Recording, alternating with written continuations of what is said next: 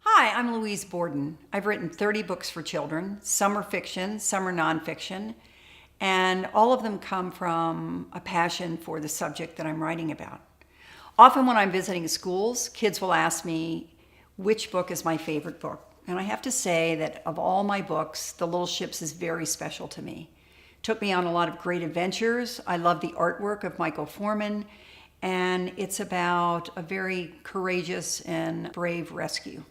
Kids often ask me what was my inspiration for the little ship, the Lucy, that appears in my story. I came across the name of the Lucy as a small rowboat that was used to ferry troops from the beaches to larger ships.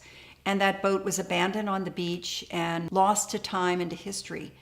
And just that one fleeting reference that I saw in a book gave me the idea to use that to kind of honor all of the little ships. My husband even had a small reading boat built for me in Maine that we use in northern Michigan. And I take it out, it has a small motor, and it's named the Lucy. There were so many little ships that took part in the evacuation, and I'm often asked, well, which are your favorites? And I crossed the channel twice on MTB 102. This was the fastest ship in the Royal Navy at the time, and it was the thrill to be aboard that ship. I love the Chico. My husband and I went aboard that little ship during one of our times in Ramsgate and Dover, and it was owned by the Knight family. John Knight was the man who helped me become involved in crossing the channel. When we talk about the picture book format, I really love this way of conveying history and ideas to children. Very simple and spare text, with terrific illustrations are going to engage children in sometimes complicated subjects. My challenge is to make history accessible to kids. So I use just the most important details and the ones I think that they're going to love.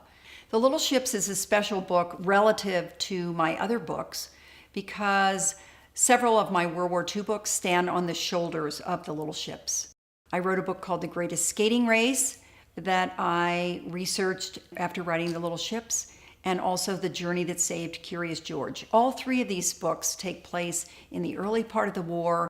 The research for this book took me on adventures. I read some fascinating books, first-person accounts. I corresponded with people via letter and email in England, and then I went to England and met some of the veterans of the Dunkirk evacuation.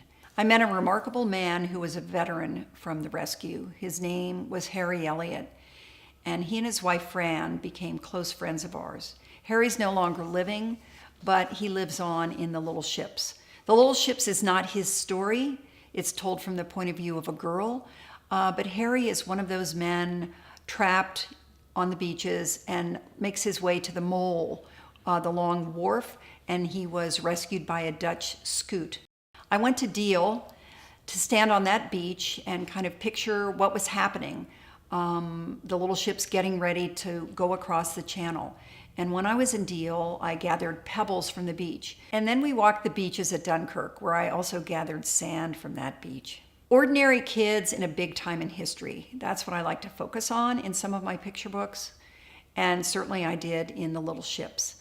I want kids to be inspired by the courage of others, being brave and helping their neighbors in times of war.